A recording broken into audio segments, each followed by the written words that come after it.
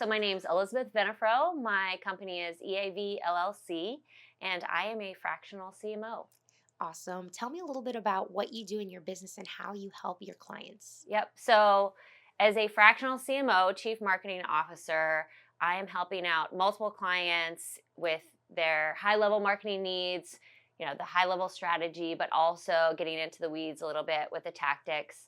But really, it's a way for companies that may not be ready yet for a full-time CMO to have the experience of somebody that has been a full-time CMO in the past. Yes. So I generally work with, high growth, but smaller, sometimes startup companies that are really looking to take it to the next level. So they bring in someone like me. Awesome. What is the power of fractional leadership in a scaling business? With the type of companies I generally work with, they may not have the budget yet. They may be early on and they realize the value of having a strong marketing presence, but they just don't have the budget yet to bring someone on. Or maybe they're just at that stage where they're looking for more just high-level strategy and don't need somebody yet in a full-time capacity. Mm-hmm. So it's really a win-win situation for them and also for me personally, because what I love most about marketing is just that it's a variety of things that you're doing, right? It's advertising, it's PR, it's social media, and I get to work with these individual clients and identify what is going to be most impactful for them, and just come up with a whole different strategy depending on who the client is. So that it's really a fun experience. And like I said, win-win for both of us. Yes, absolutely. And now, before I ask you more intricate questions, I'd like to ask you how you got started in your industry. What led you to where you are today? Yep. So I started out at a startup company. It was a local company here called K2M. I was one of the first 50 employees. I was their first marketing hire. I was with them for 9 years from their startup through the IPO. So I really got to see that full growth mode for a company like that, expanding out the whole marketing team, and then finally, going public, and even staying on a little bit after that point. They have since been acquired. Mm-hmm. I actually, once they got to that stage, I found that what I loved was working with the startup and growth stage. Once they went public, yes, there was still a need for me, but it was more of going through the motions, and it was a different type of marketing at that point. And I realized I wanted to branch off and just work with those high growth, earlier stage companies. Yeah. I didn't quite take the entrepreneurial path yet. I worked with several tech companies, life science and medical companies, just because that's where I got my start. Yeah. And sometimes a combination of the two. I actually worked with a couple AI companies up until moving on to becoming a fractional CMO. And this was before, generative AI became such a household thing, right? Yes, before ChatGPT and whatnot. So I got a little taste of that. And then I started having quite a few folks approach me while I was in a full-time role at the time saying, I'd really love for you to come and help me out with this project and this project. And my husband came to me and he's like, you should really consider consulting. And, I dabbled with it a little bit, did, some side projects here and there. Yeah. But eventually one day I came home and I said, husband, I quit my job and I'm going to be a full-time consultant. And he's like, what? I thought we were just dabbling with that idea. I don't know, I didn't realize you were that serious about it. I was, honey. So yeah, I'm kind of the type of person, when I set my mind to it, it's like, all right, let's do it. Rip the Band-Aid off. Yes. So, like I said, I did dabble a little bit with it before completely switching over into being a full-time fractional CMO. Yeah. But I love it, and I don't think I could ever look back. It's been almost 3 years now. Wow. And over that time, I've actually had several of my clients approach me and say, we like what you're doing here. We're yet moving on to that next phase of growth. We'd really like for you to come on full time. And I kind of just say, that's great. I'm glad that you're at that stage now. Yeah. I'm glad I was able to help you get to that stage. But, this is really my sweet spot, and I'll help find my replacement and find that full-time person for you. Yeah. But this is really what I enjoy doing. Yeah, you were like, So, it's my time now. yeah. For myself. All right.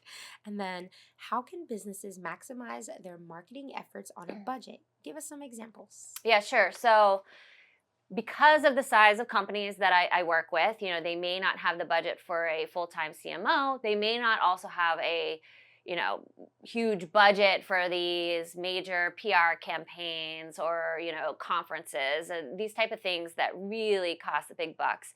And there's so much you can do, especially nowadays with a smaller budget, even no budget at all. I mean, things like organic social media, just getting yourself out there, networking, building relationships. If you are going to go to a conference, maybe you don't have the booth with all the swag, but you still attend and you network and you build those relationships. Email marketing is a great thing too.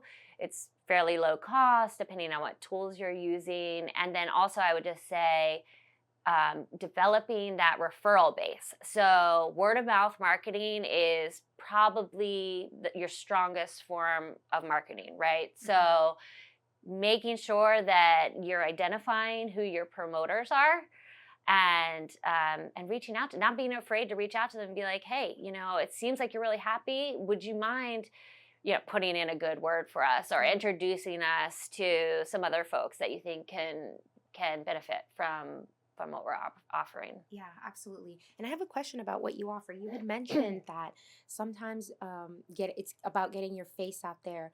When you have clients who are a bit nervous about that, are you able to find a system where they won't have to be on camera, or do you kind of coach them and help them so they can be on camera? How does that work? A little bit of both. Okay. And it doesn't necessarily have to be on camera, right? Mm-hmm. So it could be just getting that FaceTime and networking with individuals.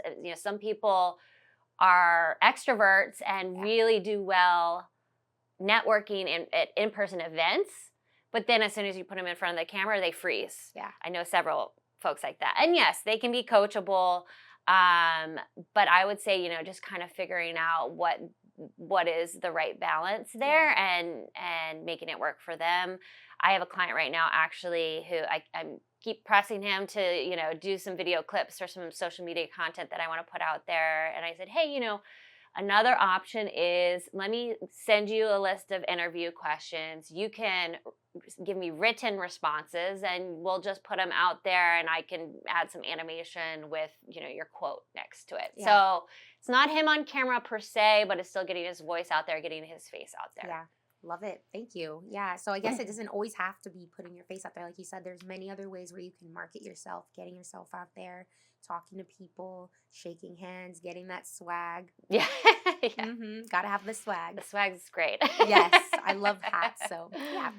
And then what are some trends in business to business marketing to be looking out for in 2025? Yeah. So one I started to hit on already, AI, obviously. It's big buzzword right now, but it's not just a buzzword. This is really a revolution, not just in businesses and in marketing, but really just in everyday life and how people are searching for content, actually. So one thing that I'm stressing with a lot of my clients right now is, search engine optimization has been a thing for quite a while, making sure that your company is appearing when people go on Google for certain keywords and you're ranking at the top. But now it's a little bit different. That's still important, but you also want to be sure you're optimizing your content for answering the questions that people are asking. Because when they're going to ChatGPT, for instance, now, or they're going to Google, they're saying, I'm looking for a wonderful photography studio in Leesburg, Virginia. I want them to, really be focused on, entrepreneurs or whatever your niche is. Yeah. And you want to be showing up. And it's not quite SEO at this point. It's really thinking about what are those questions that people are going to ask and how are you going to show up? People are going now to ChatGPT and saying, I want to go on vacation next year. Tell me the top 10 resorts in Aruba, right? That's gotta be big for businesses. And you need to be showing up on ChatGPT for those answers. Whoa. And how do you get on Chat GPT? Do you have to talk to the Chat GPT people, or how does that Well, work? no, not necessarily. Yeah, it's not like a pay. It's not like Google where you can pay and have a sponsored ad at the top. Wow. It's just a whole new way of thinking about the content that you're putting out there, so that when you're writing a blog, for instance, you're thinking about someone saying, "What are those top 10 resorts in Aruba?" And you're composing that content Hmm. based on that. And that's what's going to get you to rank for it. Wow. Okay. I did not know that. That's so Yes, that's cool. huge in 2025. So I Yeah. couldn't stress it more. Everybody's using ChatGPT, so I'm sure everybody's Yeah. like, "No, I want mine." Like, oh my goodness. Yes, That's it's called AEO. AEO. Yes, Love it. answer engine optimization. Look out for that new buzzword, y'all. 2025 AEO. Yes. Sounds like AEIOU, but it's not. Yes. I did AEO. think about it for a second. And then, can there be a balance between AI and human touch in marketing? What are your thoughts on that? There absolutely has to be. So I've been getting that question a lot lately. Now that there's AI, is there even a need for you anymore? Like, are you kidding me? Like, that not even a question. So yes, you can use AI obviously for content generation. You can use it for even generating, an outline or a script, or, I look at it as a starting point. And then you always have to add that human touch. Yes. People can generally tell if something's generated by AI. Yes. It's okay to start there, but you're going to want to give it that human touch. And that's what people truly relate to. I think I always kind of refer to AI as my intern. I love it. So especially in my position, right, where I don't necessarily have a full team working for me. Yes, I use a couple freelancers here and there for certain things, but I work out of my house.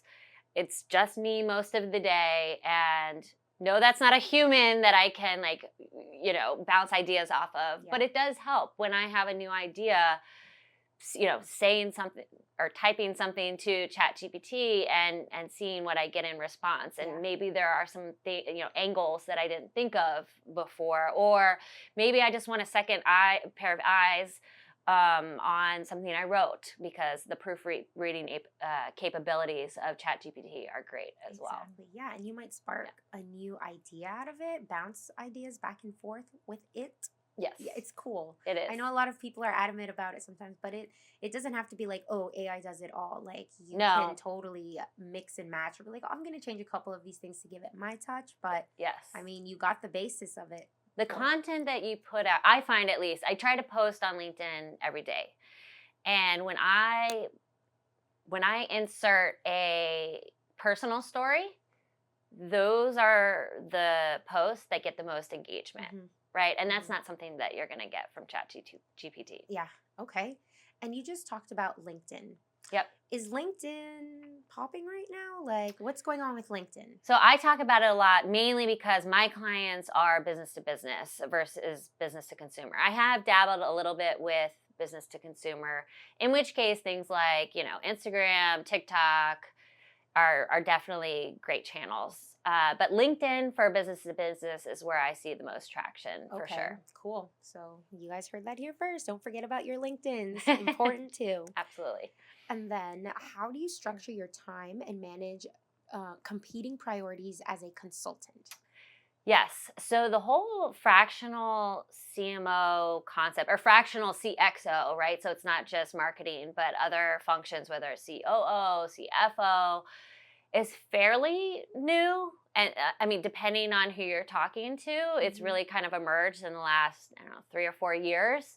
Started more on the West Coast and now heading to the East. And so some of the companies that I work with, a lot of the companies I work with, have not had a fractional CMO before, or anyone fractional. And so it's a little bit of an adjustment for them.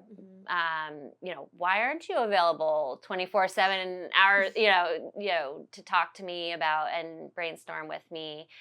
And you just have to kind of set those boundaries from the beginning and the expectations from the beginning.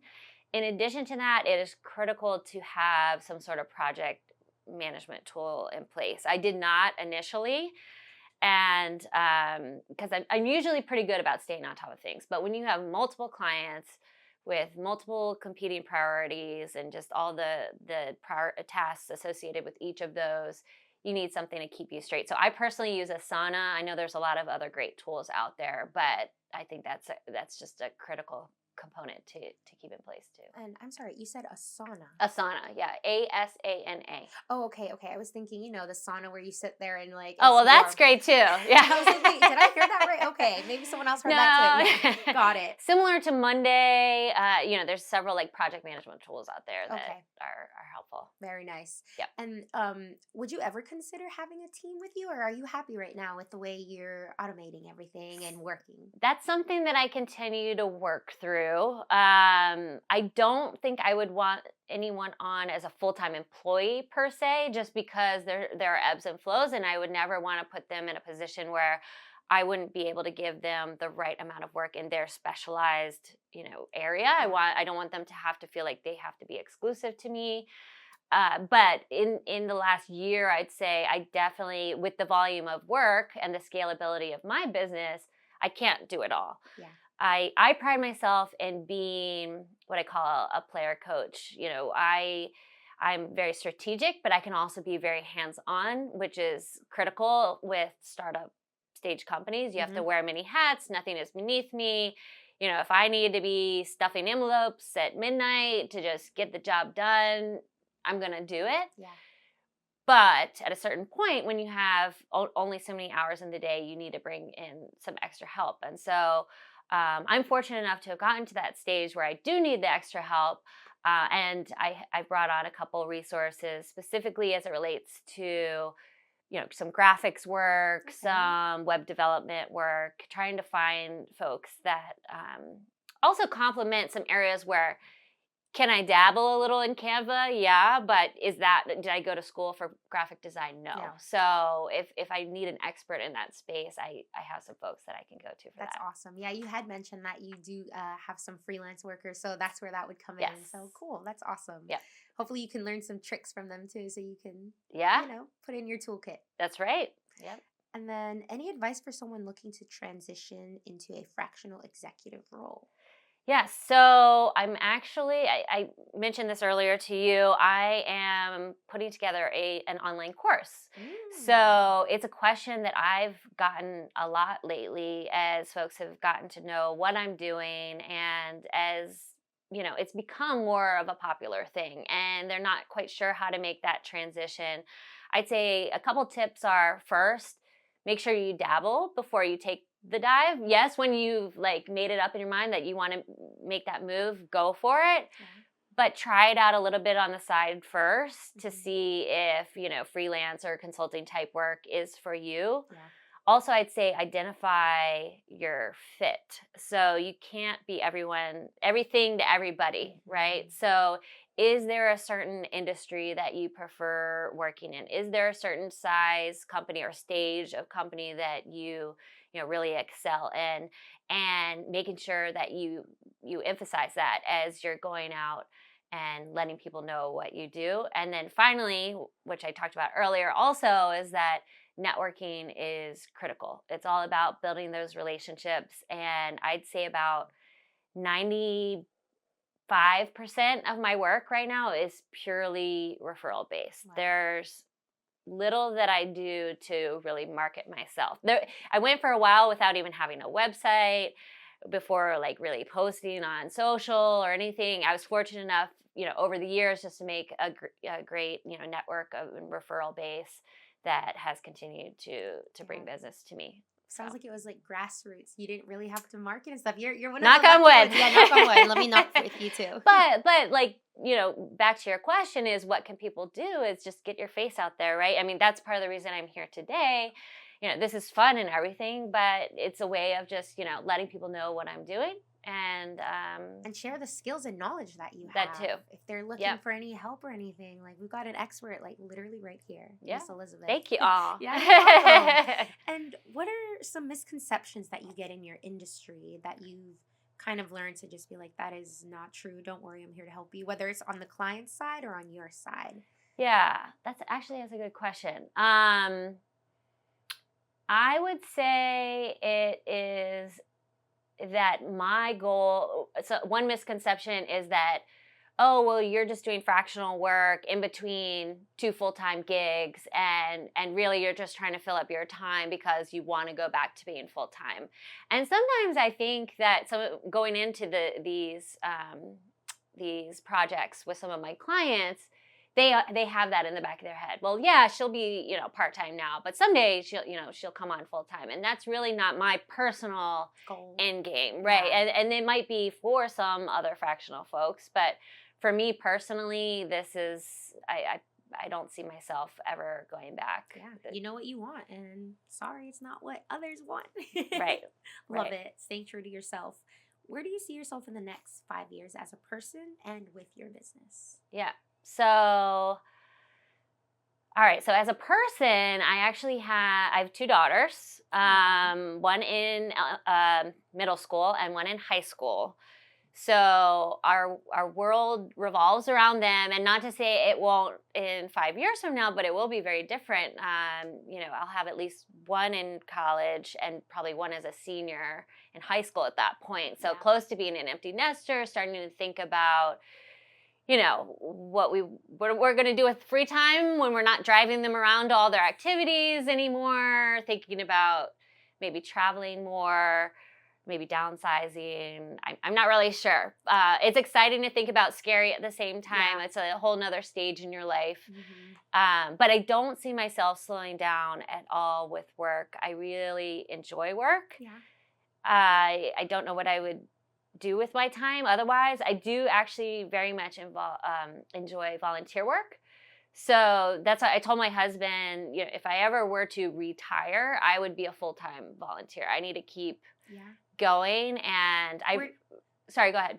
Where do you like to volunteer? I'm just curious. Yes, so I've gotten very much involved with Tree of Life Ministries recently. They are based out of Purcellville, but they have several Loudoun locations, I believe Leesburg, Sterling, maybe Ashburn now as well.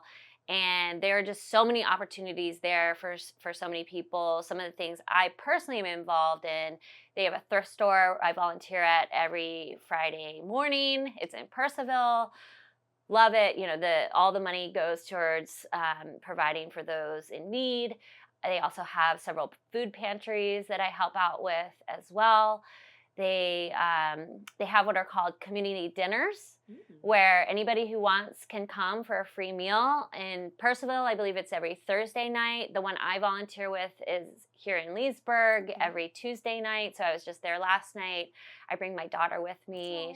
It's a bonding thing for us, and just makes us feel good about giving back to the community. Absolutely. I love that. You get to bond with your daughter and also give back. Like, that's perfect. And you're also showing her look, this can be fun, and you can do it too. Bring your friends along next time if you want to. Yep, absolutely. That's so cute. I love it. Is there anything that I have not touched on that perhaps you would like to share about yourself, whether it's in regards to your business, your industry, yourself? You have the floor. I guess the only other thing I would say, kind of tacking on to your last question, where I see myself in 5 years, I do want to continue to scale the business. I don't like to take on too many clients at one time, because that's just not fair to them, right? Even though it's fractional, I still need to give them what they need. And so I do need to start thinking about what's kind of that next step. Is it bringing on at some point full-time employees? That I just have to start, kind of coming up with those future plans, and that's really what I'm in the process of doing right now. That's awesome. That's kind of exciting too, because maybe that could lead to maybe you just having a little boutique or something with an employee, and just, you never know. You never know. That would be cool. Have you ever considered starting a podcast? I feel like you would have so much knowledge and insight to give to people. I have actually. I think it would be a lot of fun. It's more of a time commitment at this point, right? And some of my clients now are asking for their own podcasts. So we'll see what happens. Okay. Yeah. 2025 is looking exciting, y'all. The future. Yep. All right. Absolutely. My final question, and this is one that I like to ask everybody. Yeah. Nervous. Don't be. Put you on the spot now. No, just kidding. Do you have a quote or a saying, or maybe something that somebody's told you in your career or in your life that has resonated with you, and would you mind sharing that? Okay. Give me a second. Yeah, take your time. Maybe it's something that you're always telling your kids. I think it's not to be repetitive, but it was actually from my first CEO that when I was talking about that startup that I work for, he's actually based here in Loudoun, still lives in Loudoun, and really was my role model. Actually, with one of my first gigs that I parted off from the company with, he was my partner in that. And so he's someone that I've always admired. And one thing that he said to me was that I went to him and said, "What is my marketing budget?"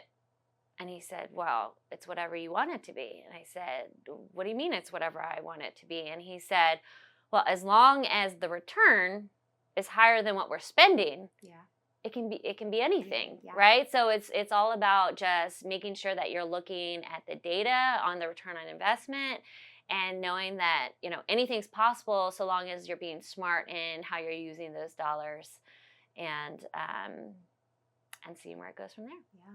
No, I love that. And you're not repetitive. You're just consistent, and you truly believe in what you say and what you do. So I love that. Thank you so much for being on the podcast. We really appreciate you just being here and giving us a lot of insight. For sure. Appreciate you having me again. You're welcome. Thanks so much. Yeah.